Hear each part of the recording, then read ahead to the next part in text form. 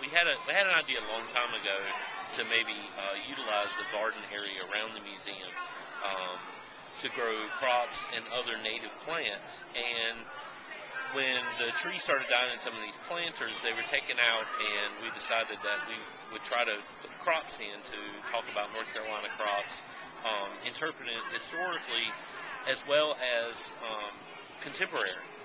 So we wanted to use contemporary crops in North Carolina, but also talk about crops that were grown prior to contact with Europeans and Africans, so American Indian crops.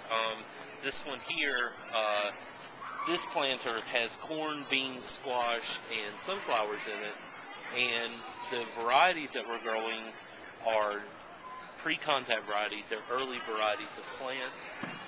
The corn is a Cherokee corn that we got from the U.S. Department of Agriculture.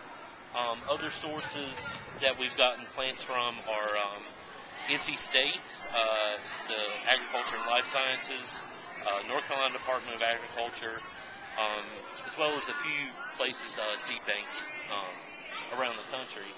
But we also have Seminole pumpkin is a native southeastern pumpkin.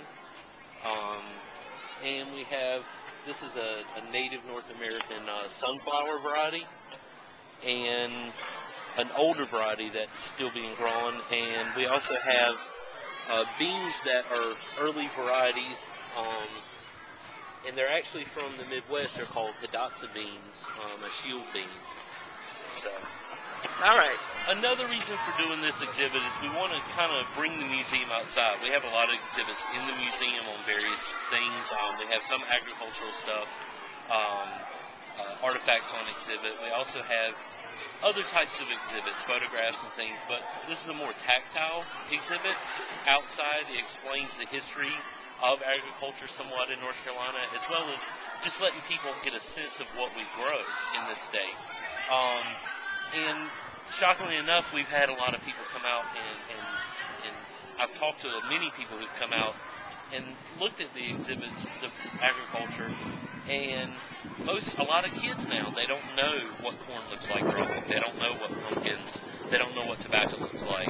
And it's really broadened the aspect of what the museum does by bringing it outside. And the design of it is a traditionally designed southeastern, eastern Indians in North America. And the corn, beans, and squash are grown together. The corn, which needs a lot of nitrogen to grow, is grown next to the beans, which they fix nitrogen from the atmosphere and provide nitrogen nutrients for the corn. And the pumpkins, seen here, are grown in between, and they provide, they keep the soil moist, as well as provide shade and keep the roots moist, as well as they also help to keep the weeds. This is a form of companion planting. It's a traditional way of companion planting. And you can also see it's kind of planted in a circle. And you would have seen larger versions of this, multiple gardens in the southeast, in North Carolina, before contact and after contact, planted by American Indians.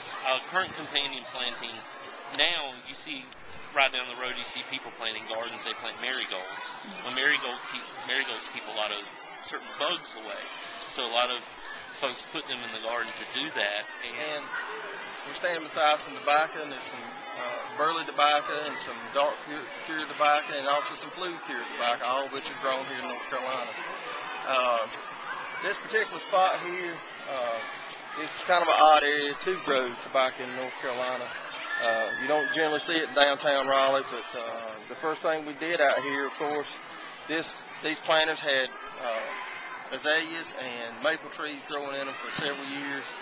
The maple trees had to come out, and the azaleas were not looking too good. Job 2 was taking soil samples to see what we had out here, what we had to deal with, and that's something that we can all do in our plantings around our homes, in our gardens.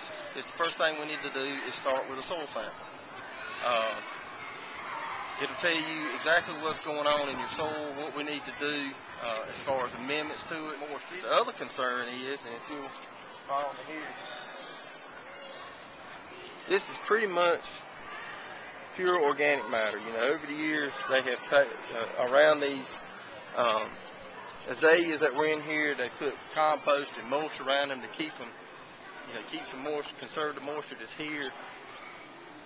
In most of the state of North Carolina, we do not grow tobacco, and most field crops are not grown in soils like these. It was a special challenge. In addition to the native vegetables and other crops, last year we started planting other native plants to the United States, specifically North Carolina. And this exhibit here is our plants like spice bush as well as yellow root that you see here, which is used as a dye, a yellowish dye from the root, and jewelweed here, which is cures poison ivy infections. And so we just want to give people a sense of what plants are around them, what they look like, and what kind of things that they can do medicinally, as well as...